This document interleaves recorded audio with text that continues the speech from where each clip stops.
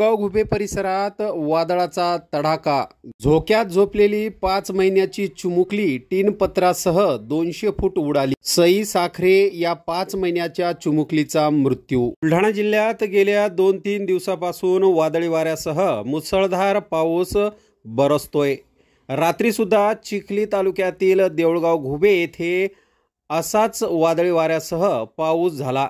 यामुळे गावातील अनेक घरांवरील टीनपत्रे उडाली, परंतु त्यामध्ये घरात झोपलेल्या 5 महिन्याच्या चिमुकलीचा झोका लोखंडी अँगलसह हवेत उडाला। जवळपास 200 फूट अंतरावर जाऊन ही चिमुकली आणि टीनपत्र जाऊन पडली।